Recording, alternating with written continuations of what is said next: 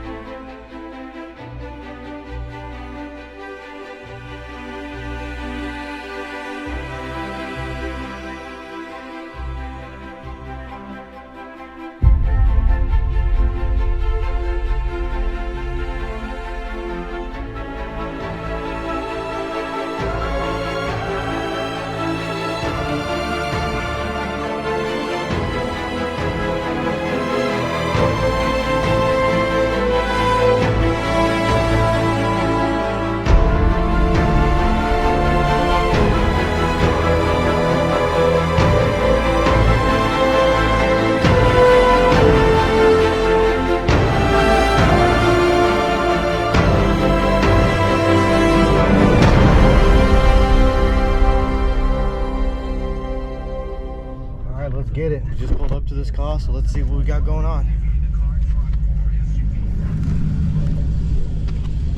Hey, what's up, buddy? Here for the jump start for that one?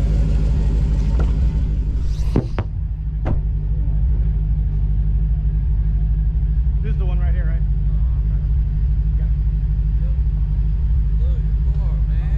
I appreciate it. I'm actually out today. In my garage. No, shut up. Yeah, I got the Hellcat Durango. Dude, no. No, you do not. Oh my God, dude, that's so funny. So I just pulled up to this call in the Hellcat Assistance Vehicle, and dude, it is the weirdest thing. This dude has a Hellcat Durango. How freaking cool is that? I gotta shoot this for my YouTube channel, brother. I'm sorry, but dang, bro. That is hard. Oh my God. I think I seen you before up at Napleton. Are you not going to Napleton? I've been there a couple times. Yeah, I think I seen it. I was towing something in the back, and then I seen it, and I was like, damn, dude. Yeah, I've been up there a couple times. Bro, that is so cool, man. Do you care to do a shoot real quick, man? I do everything on the fly, brother. You know what I'm saying? You can. Okay, but we can still hear you talk, so we don't got to get you in it. What inspired you to get the Hellcat Durango, brother? Pretty much.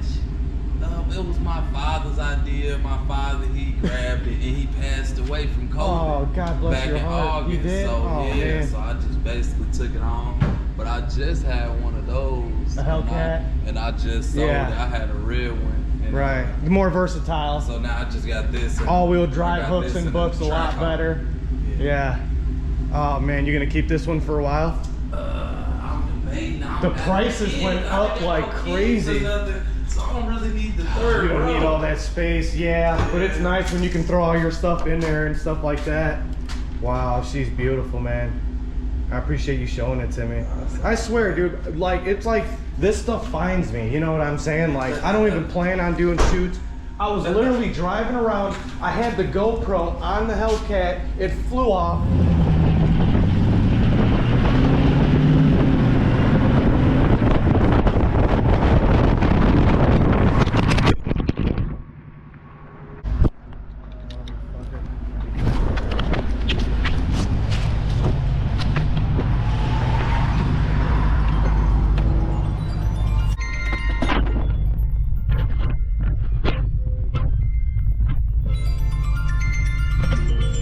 And then I stuck my head out the window, my hat flew off with my shades, and then there was a cop behind. Dude, it was like the worst day ever, bro. And like, this really makes my day so much better. So I appreciate you showing me. And your wife, I think your wife or your friend called for the jump start on Yeah, my girl. Your girl called. Yeah, man. Well, we're gonna cut this as a short video as respect to the owner, you know, but you guys know I love shooting these different things. And it's funny, man. I mean, literally, I can't make this stuff up. So today was the first day of me doing the Hellcat Assistance Vehicle, and then we stumbled upon a Hellcat Durango. I might have to pick one up. So as always, everyone, I'm gonna go ahead and help this customer out. It's Oz Tow Trucks, Cars, and everything. Now you guys know me. You know I'm gonna squeeze in as much as I can in as little amount of time to help you guys out. And I know you guys have been eyeballing these G.T.L.Bs, and the funny thing is I actually was sprinkling little breadcrumb trails of these by kind of taking shots of them earlier in the season. And I actually made a custom toolbox, which I was doing for this the whole time, and I would do little shots of it. No one really picked up on it until I started showing them for real. So I went ahead and did a video of me loading the Hellcat with these ramps that I got online, because I don't think you guys should spend $500–600 on just some ramps to load cars, you know. And I actually reached out to a few companies and stuff, and they got back to me, and then they shunned me for some reason. So Oz is going to show you, you know, always how to make stuff, and I want to see you guys and what you guys make too. So these are the ramps that I used to you know, load the Hellcat and the lower vehicles earlier, and I knew there had to be a better way. So after doing some research online, all I kept finding was expensive product after expensive product. And you know what? I found me some material at my local hardware store, and I made these. So you guys have been asking, well, ask and you shall receive. I'm going to show you how I made the G.T.L.Bs. As you can see, I kind of just stacked you know, this 12-inch wood, and then you know, I kind of stair-stepped it a little bit right here to kind of give me a little angle. And then I took some hex screws and I put them all along the bottom here with this steel plate, just so, you know, they're going to be rubbing up against the ground, you know. And I didn't want the wood to get worn out, so that's why I put the metal on the bottom and on the top right here. And then I put these handles right there too, so that way they're kind of heavy, so you know, I can carry them. But that's okay, because Oz needs to work out, and you gotta get it in when you can. So as you can see, the ramp itself is diamond plate, and I love diamond plate. I think it's super cool and it looks cool. As you can see on my truck over there, I did a whole video on how to make diamond plate bed rails, and I'm gonna get into that too, but not today. So as you can see, I took my little store-bought ramps here that I got off eBay for about $30, give or take a few bucks, and those go right up there to the actual wheel. You can butt it right up to it, or you can back them off a little tiny bit, and then you take the G.T.L.Bs and you set them right on top, just like that. And if you need more clearance, you can take your Wreckmaster skates, and then you can back it up a little tiny bit, and then you can double them up just like that, or you could even start them a little bit earlier down there. So let me show you guys and give you a little bit better angle of what I'm talking about there. And that's kind of what I concocted right there. So honestly, I just got those diamond plate sheets at Menards, and they were pretty much that size, and I just kind of beat it with a rubber mallet so that way I wouldn't scratch the living daylights out of them. And that's the same thing I did with my tow truck also. And actually, you can see I did an earlier video right there with the diamond plate covers on them, and then that's the little toolbox that I built, and then I'm going to build one for the other side when I have some time. So I think they're pretty cool. You know, I could have tried to design something to sell or to take the market, but I love doing this kind of stuff to just show you guys, you know, that you can make some stuff. You don't always have to buy it or spend a bunch of money on it, especially when you're starting out. So as you can see, we're going to get the Hellcat assistance vehicle going. I'm here at the yard to borrow some of the stuff from the Red Beast and Nighthawks so I can consolidate it into this. And then in my Ram 1500, I got some stuff in there too. So we're going to put the jack in there, we're going to put the jump boxes, and then the lockout tools, and then I'm going to custom make little dividers in there so stuff doesn't go flying around. So I got a call I got to go do really quick. You know I'm going to take the Hellcat assistance vehicle, so let's get it. All right, so I got everything shoehorned in here that I need, from my lockout tools to my tire change equipment. I mean, just about everything you can possibly imagine. Air compressor, impact, drone, you know, it's in there. So I actually just had a tire change that was GO8 because the customer was waiting since 2 o'clock, and it was a motor club call, and it's about 5 o'clock now, so it was sitting for a few hours. And just as I pulled up, the roadside guy was leaving. So usually it doesn't happen, but when the calls sit for 2-3 hours and they got everyone and their mother's cousin on the call, you know, it's gonna happen. Even in the Hellcat and as super fast as I am, it's definitely gonna happen. So I'm gonna pull up here at the convention center, and we're gonna go ahead and do this lockout. So let's see what's up. Man, a terrible accident right there on the way.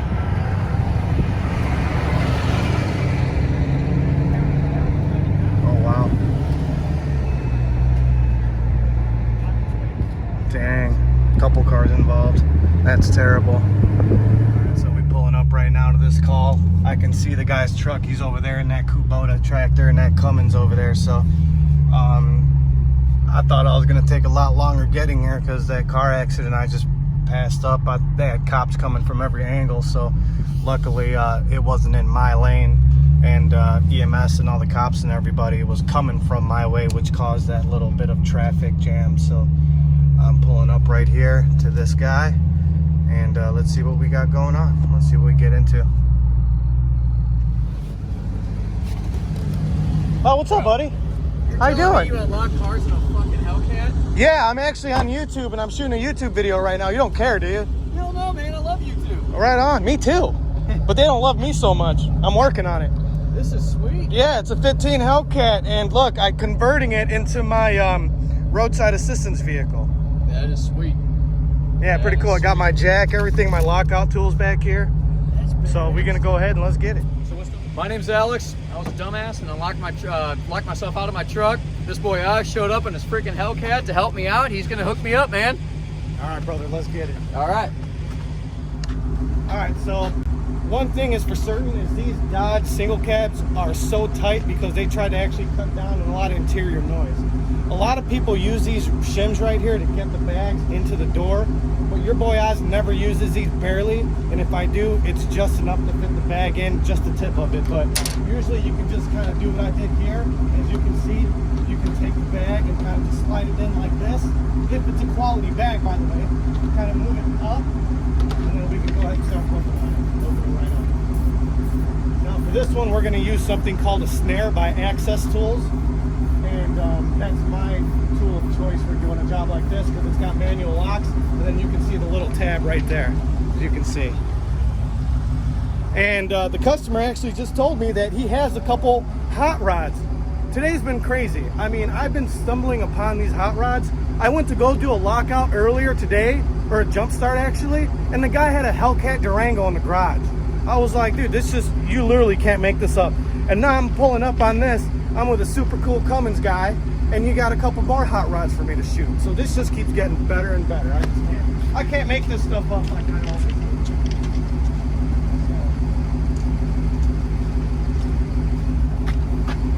Get this light back on here. All right. So as you can see, I will stick my snare into the portion of the door here. Go straight down.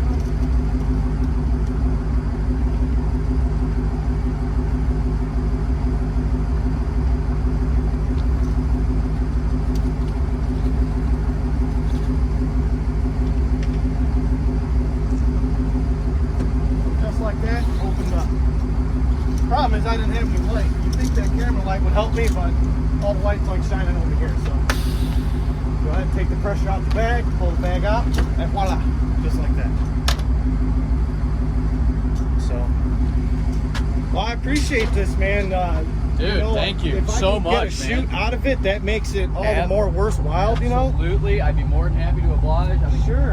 I'm a local car guy. I'm always looking for somebody to collab with, so. No, and you're from O'Fallon, dude. That's Absolutely. Cool. So tell me a little bit about your Camaro before we go see it. So I got a 67 Camaro. It's a full resto-modded car. Sure. So actually came out of a pole barn in Iowa, believe it or not. The guy actually dirt track raced it. And I was like, dude, you can't be doing that to a first-gen Camaro, man. So anyway, I like them all. Mopars, Fords. I'm bipolar too. Yeah, exactly right. They're all cool, man. They're all cool.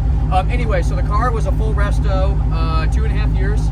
Pulled all the original suspension out of it. I got Heights coilovers, front and rears. It's a Ford 9 rear end car, 411 gears, subframe connectors. Like I said, fully adjustable coilovers. Let's see what else. What kind of motor you running? It's a 383 stroker. It puts about high force in the tire in a 3,200 pound car. Yeah. So I'm getting to the point where these cars now are so insane, I can't really run with them anymore. Nothing like this. Yeah, but maybe you'll a never 5.0 have the Mustang or something. nostalgia of a classic vehicle. Yeah, man. Yeah, and it's a 5-speed car. Yeah. So I was able to put an overdrive gear in it, so it's nice on the highways and whatnot. It's got a pretty healthy cam in it, aluminum heads, full exhaust, headers, long tubes, the whole thing. So. And your dad's got a pretty awesome car too. He's got a Mustang. He's got a 13 GT500, the 662 car. So that was actually the 14 car were the last ones that Carroll Shelby actually had his hands on. So Carroll Shelby died in 2012, Yes, he did. but they were developing that car in 2012. So that was the last Someone car. said he's got a whole barn full of them just sitting somewhere. Right, dude. Imagine that work. And then my brother's got the 67 Fastback Resto mod as well. So they both sit in the same garage around here. So love to do a shoot with you. Yeah, I'll definitely hit them up for sure. Do it. If the weather is good and you guys want to do it, I'm planning something huge for next summer, which is going to involve a ton of cars. Absolutely. But definitely, man. Absolutely. It was a pleasure meeting you. You as well, man. Thank you Now so I much. made He another hooked it up, man. connection. Hit him up for all your stuff. I appreciate it. He's got a man. badass car at that. Yeah, well, I appreciate that, but I got something in the works right now that I'm not touching on too much, but I get it. in the summertime, you guys will see that. So I get it. I'm gonna go ahead and get it out of here. And I made a new friend and a customer, and we're gonna do some shoots. So as always, everyone, please like and subscribe. Oz, Tow Trucks, Cars, Energy Drinks.